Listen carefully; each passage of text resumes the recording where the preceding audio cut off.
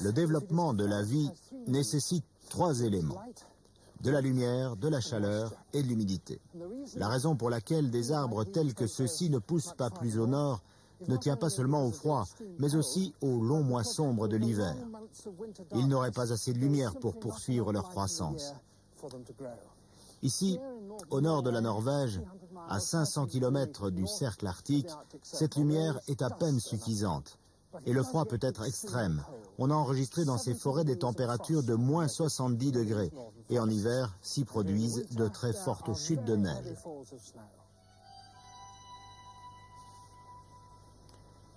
Non seulement le froid menace de geler la sève des arbres, mais il peut menacer leur approvisionnement en eau, gelée elle aussi. De sorte qu'en hiver, cette région est en quelque sorte aussi desséchée qu'un désert. Les pins ont la même nécessité de stocker leur eau que les cactus.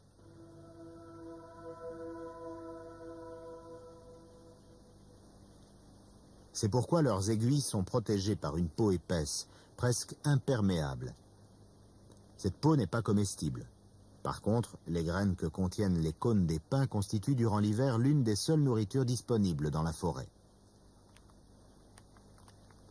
Grâce à un bec croisé, qui lui a donné son nom, cet oiseau a la possibilité de séparer les écailles des cônes pour en sortir les graines.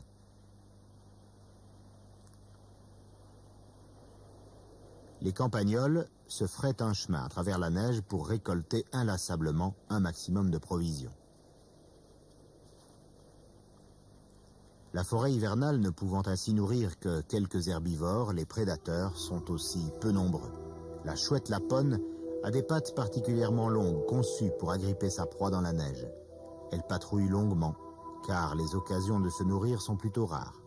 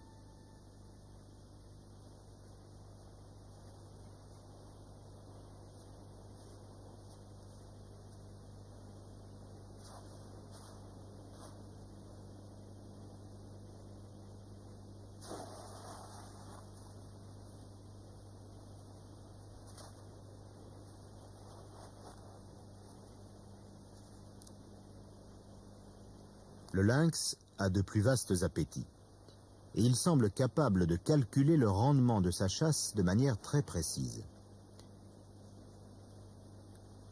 Tout se passe comme s'il savait que s'il n'attrape pas le lièvre qu'il convoite sur une distance de 150 mètres, eh bien la quantité de viande qu'il obtiendrait ne serait pas suffisante pour compenser sa dépense d'énergie.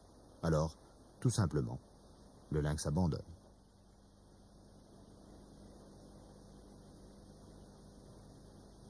Les conifères de la forêt boréale poussent tout autour du globe, formant une ceinture de quelques 20 000 km de long qu'on appelle la taïga.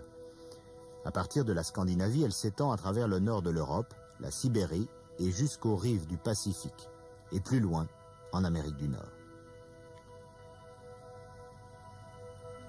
Durant la dernière ère glaciaire, lorsque les mers étaient plus basses, le détroit de Bering n'existait pas et cette ceinture se prolongeait sans interruption jusqu'en Amérique du Nord. C'est la raison pour laquelle on retrouve aujourd'hui pratiquement les mêmes espèces dans les régions septentrionales d'Amérique, d'Asie et d'Europe. Mais avec l'arrivée du printemps, les forêts de chaque continent reprennent un caractère particulier.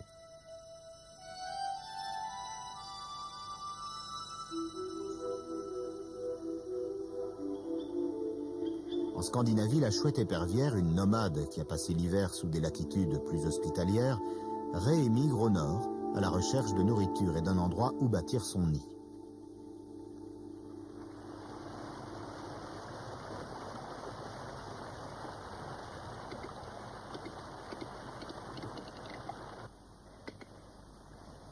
Le grand coq de bruyère ou grand tétras établit son territoire de la Norvège à la Sibérie, ainsi qu'un des seuls mangeurs d'aiguilles de pin, le tétralyre.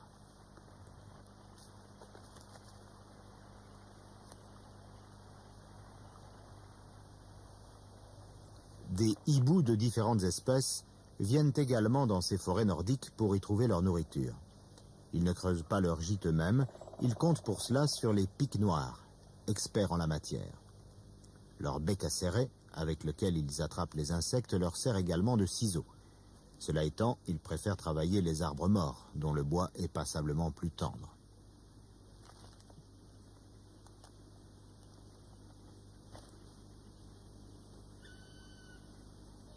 L'anémone des bois est maintenant en fleurs, de même que les pins. Chaque arbre porte à la fois des fleurs mâles et femelles qui arrivent à maturité avec un certain décalage dans le temps, afin que les fleurs femelles puissent être fertilisées par le pollen des autres arbres. La chaleur est maintenant à son comble. Les derniers visiteurs de l'été arrivent et toutes les forêts du Nord retentissent de leurs chants.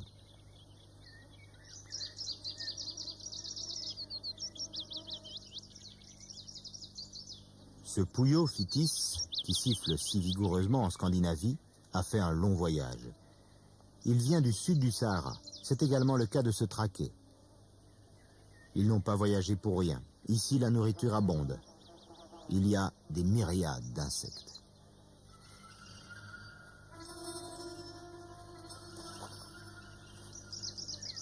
Cette créature dépenaillée est difficilement reconnaissable car ses ailes ne sont pas encore dépliées. En fait, c'est un papillon. Son premier souci est de quitter le sol de la forêt qui grouille de danger. Il pompe ensuite un fluide à l'intérieur de son corps pour l'injecter dans les veines de ses ailes afin de les déployer.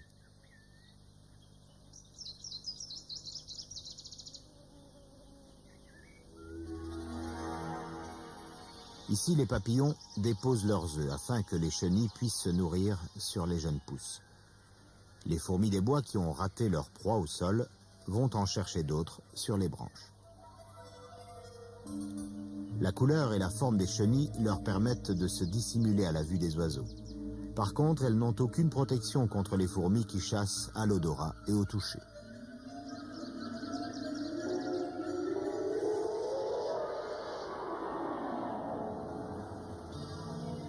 Les larves de la tentraide forment un essaim sur les pousses de pin. Elles possèdent, contre les fourmis, une défense chimique. En mangeant, elles emmagasinent une partie de la résine des aiguilles de pin dans une poche buccale.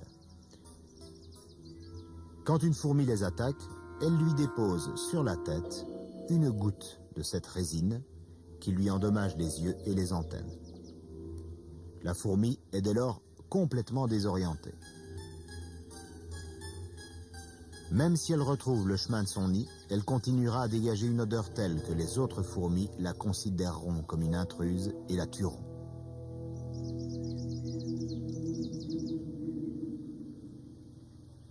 Le torcol fourmilier est un membre de la famille des pics, dont les fourmis constituent la proie privilégiée.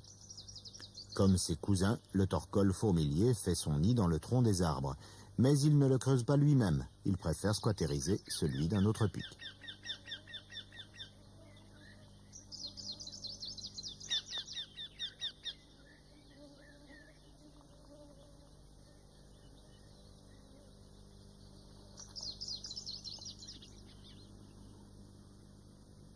Attirés en masse par la nourriture que constituent les insectes, et pour se reproduire, beaucoup de ces oiseaux quitteront bientôt ces bois pour fuir les rigueurs de l'hiver qui s'annoncent. Certains, comme le grive-mauvis, partiront vers des pâturages plus au sud. Le bruant, quant à lui, dès qu'il aura achevé sa mue, s'envolera vers des régions plantées de hêtres.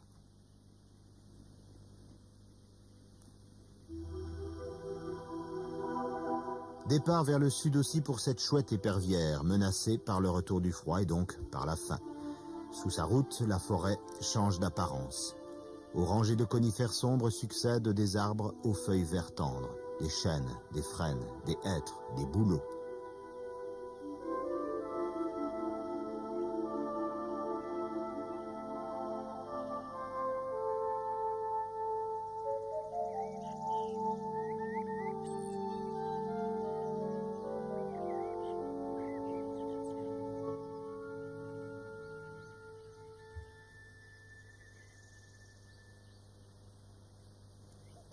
Ici, plus au sud, la température est plus douce. Les étés, plus longs. Ces terres boisées sont épargnées par le gel, non pas 2 ou 3, mais 8 ou 9 mois dans l'année. La forme des arbres est différente. Au lieu de branches tombantes ployant sous la neige, celles-ci s'étendent largement, avec d'innombrables rangées de feuilles qui permettent de capter l'énergie abondante du soleil. Ces feuilles ne sont pas recouvertes d'une peau protectrice, elles ont des structures fines et délicates. Contrairement aux aiguilles de pin, elles servent de nourriture appréciée à énormément de créatures, à des animaux de grande taille, comme les cerfs, qui en font une grande consommation, mais surtout, en quantité bien plus grande encore, elles servent de nourriture à tous les insectes.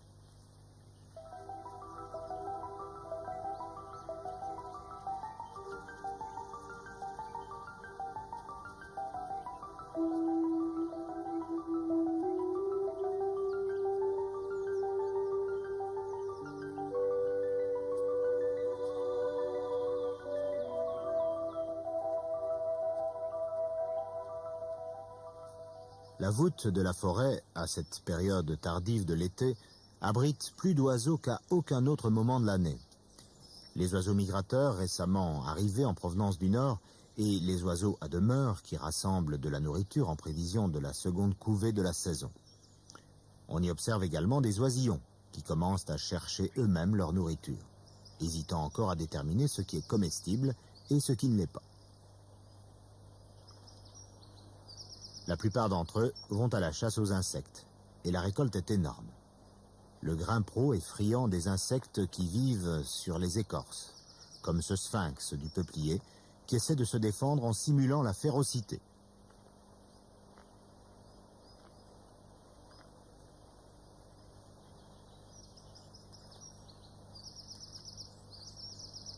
La citelle fait habituellement son marché en parcourant les troncs de haut en bas, afin de repérer des insectes qui auraient échappé à l'appétit du grimpero, explorant lui de bas en haut.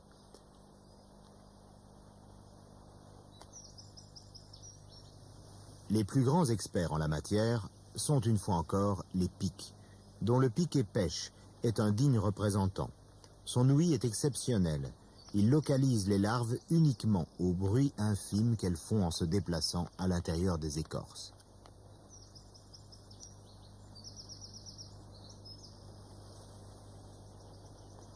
Chaque continent possède sa propre gamme de pivers.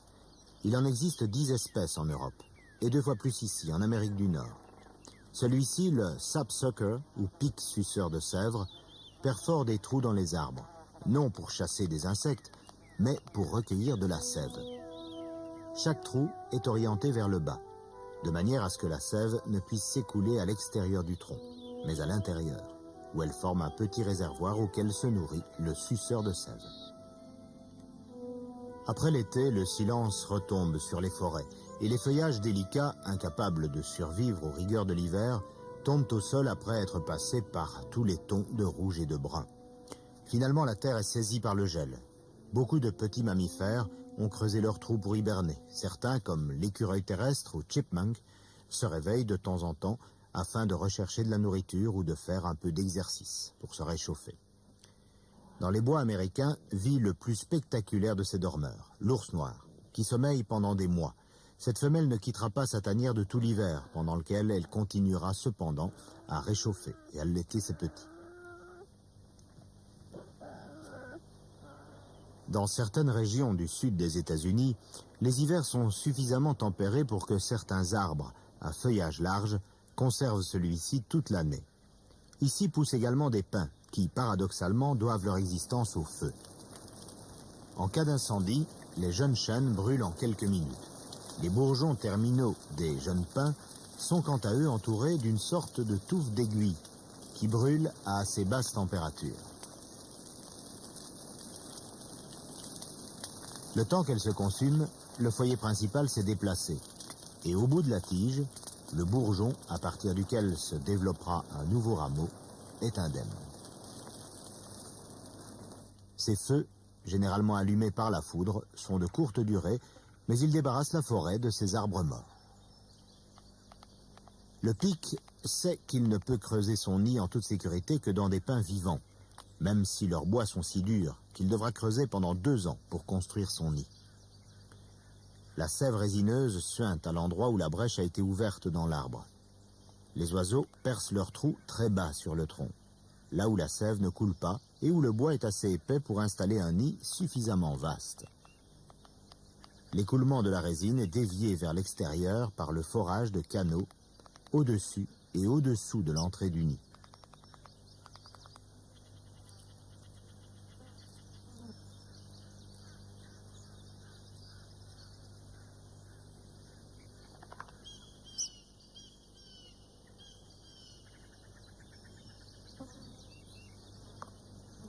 Le nid est proche du sol. Son entrée est facilement repérable, car elle est rapidement entourée d'une couche jaune de résine coagulée.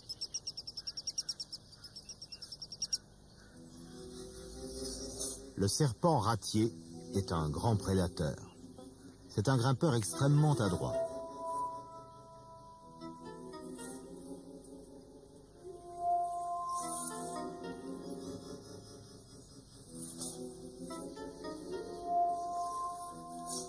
Le fait que l'ouverture du nid du pivert soit assez basse et donc relativement facile à atteindre par le serpent semble exposer les habitants du nid à un danger considérable. Mais la véritable fonction de la résine va maintenant vous apparaître.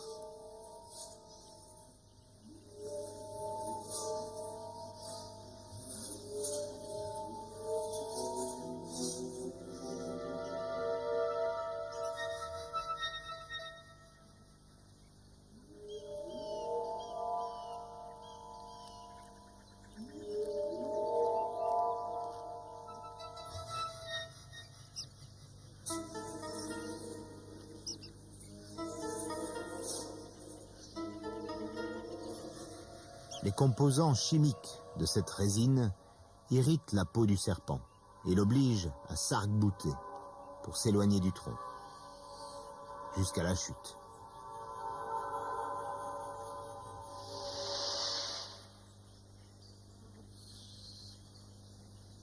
Les dégâts provoqués par les feux peuvent souvent être constatés dans les forêts de pins du sud et de Californie.